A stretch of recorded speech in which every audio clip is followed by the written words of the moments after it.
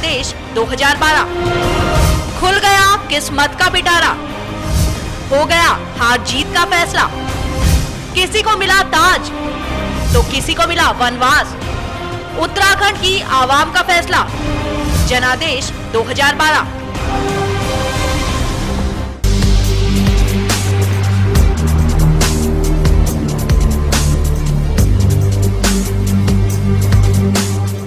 महीने भर के इंतजार के बाद आखिरकार खुल ही गया वोटों का पिटारा।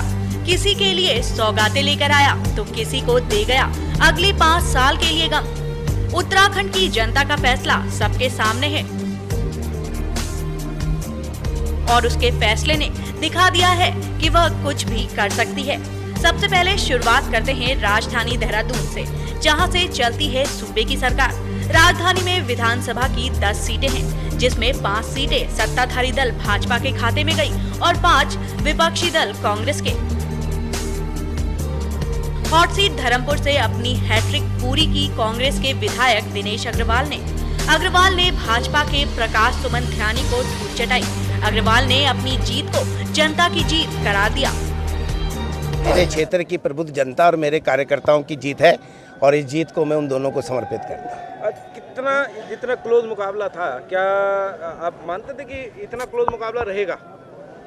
किस चीज का? मेरा तो कोई क्लोज मुकाबला था ही नहीं। हॉट सीट रायपुर में भी चुनावी घमासान देखने को मिला। यहां से विजय मिली कांग्रेस के प्रत्याशी उमेश शर्मा काऊ को। काऊ ने भाजपा के कद्दावर नेता और कैबिनेट मंत्री त्रिवेंद्र सिंह रावत को मात दी। आरक्षित राजपुर रोड सीट पर भी सियासी घमासान देखने को मिला। कांग्रेस के राजकुमार और भाजपा के रविंद्र कटारिया में कांटे की टक्कर रही। आखिरी राउंड में जाकर फैसला हुआ और कांग्रेस के प्रत्याशी राजकुमार ने भाजपा के रविंद्र कटारिया को हराकर विधायकी पर कब्जा कर लिया।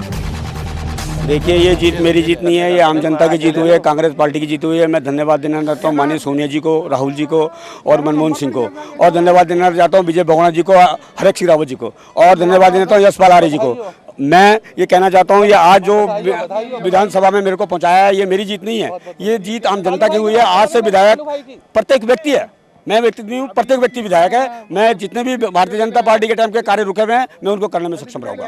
प्राथमिकता तो सीवर लाइन की है, ट्रैफिक की है, सीवर पानी की है, बिजली की है, नदी रिस्पना में बिंदाल में पुस्तों की है, मलिन बस्ती में मालकाना हक की है, सड़कों की है, अन्य समस्या जितनी भी होंगी और भी उठाने में मैं सक्षम रहूंगा। कैंट सीट से प्रतिष्ठा दांव पर लगी थी भाजपा के दिग्गज नेता और विधानसभा अध्यक्ष हरबंस कपूर की।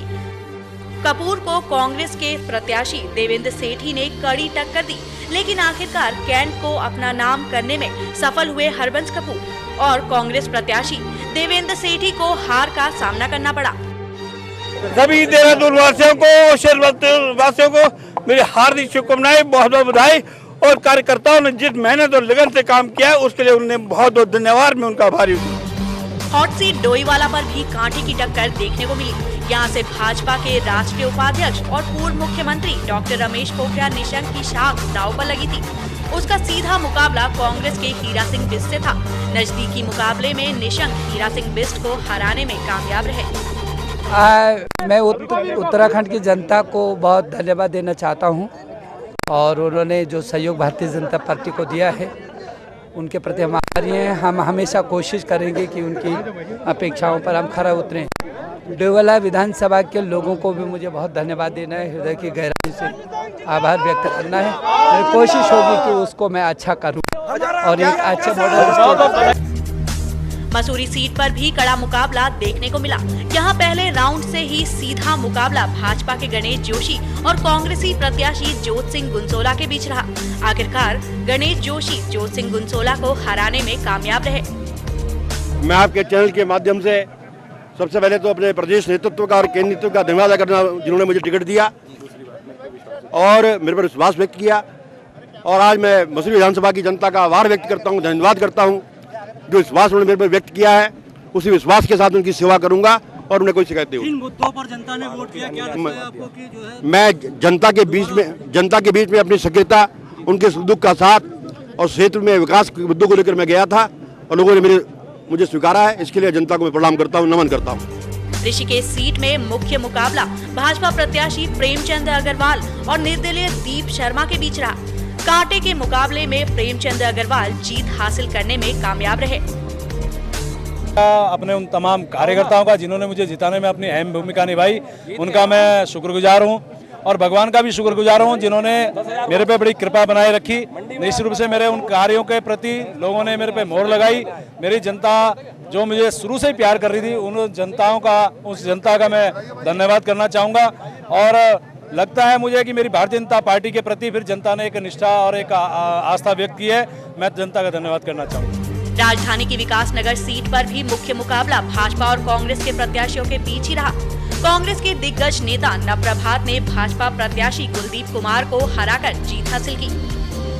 देखिए, मैं सबसे पहले अपने मतदाताओं के प्रति आभार व्यक्त करना चाहूँगा और उनको विश्वास दिलाना चाहूँगा कि जो उन्होंने विश्वास मेरे में व्यक्त किया है, मैं उस पर पूरा उतरने की पूरी कोशिश करूँगा। आप क्या मानते हैं, जनता ने आपको क्या कुछ सोच के वोट दिया? देखिए, जनता का वोट विकास के लिए है और एक स्वच्छ प्रशासन के लिए है। अब आप जीत गए, क्या कुछ पहली प्राथमिकता रहेगी आपकी? मेरी प्राथमिकता हमेशा लोगों के मार्गदर्शन में कार्य करने की रही है और मैं उसी प्रकार कार्य करूँगा। अब सेलिब्रेशन हो रहा है, आने वाले समय में होली आ रही है, क्या कुछ अच्छा माहौल देखने को मिलेगा? होली की सबको बहुत बहुत शुभकामनाएं। हम आपसी राजनीतिक देशों को भुलाकर एक स्वच्छ माहौल में होली मिलाएं, ये मेरी मनोकामना है। चक्राता सीट पर कांग्रेस के दिग्गज नेता प्रीतम सिंह अपना कब्जा बरकरार रखने में कामयाब रहे। उन्होंने मुन्ना सिंह चौहान को हराकर जीत हासिल की। भाजपा तीसरे नंबर पर रही। जनता ने निश्चित रूप से कांग्रेस में विश्वास व्यक्त किया है और विकास के नाम पर वोट देने का काम किया है। सहसपुर में भी मुख्य मुकाबला भाजपा और कांग्रेस के बीच देखने को मिला। यहां से सहदेव पुंडीर कांग्रेस के आरेंद्र शर्मा को हराने में कामयाब रहे। सर्वप्रथम तो मैं अपने केंद्रीय नेतृत्व का और प्रदेश नेतृत्व का आभार व्यक्त करना चाहता हूं, जिन्होंने सहसपुर सीट पर मुझे आस्था जताते हुए मुझे प्रत्याशी बनाया है। और इसके साथ साथ मैं तमाम कार्यकर्ता बंधुओं का और सम्मानित मतदाताओं का भी आभार व्यक्त करता हूं कि जिस अपेक्षा के अनुसार उन्होंने मुझे समर्थन किया दिया है और मुझे यहाँ से जिता है, उनकी भावनाओं पर हमेशा खरा उतरूंगा और जो विकास के कार्य यहाँ पर अधूरे हैं उनको पूरा कराया जाएगा। जिंदाबाद जिंदाबाद जिंदाबाद। अच्छा, बात करें आपकी ये जो सीट निकली है, आप जीत चुके हैं, आप जनता की क्या कुछ प्राथमिकता रहेंगी जनता के विकास के लिए? जनता की जो भी समस्या है उन सबको पूरा किया जाएगा। वो तो प्राथमिकता के आधार पर, हम तो जनता के सेवक हैं, जनता के बीच में जाकर जो भी समस्या है उनको पूरा करेंगे। आपको होली का तोहफा मिला है, होली से 2 दिन पहले, क्या कहना चाहेंगे? इसमें सब प्रदेशवासियों को और अपने समस्त सम्मानित मतदाता बंधुओं को होली की शुभकामनाएं हम देना चाहते हैं। कुल मिलाकर राजधानी की 10 सीटों में से 5 भाजपा के खाते में और 5 कांग्रेस के खाते में गई, यानी मुकाबला बराबरी का रहा। सौभाग्य मिथिला उत्तराखंड के लिए लईक अहमद और मनोज जायड़ा की रिपोर्ट।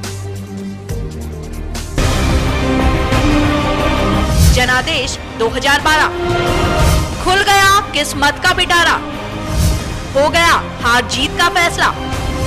किसी को मिला ताज तो किसी को मिला वनवास।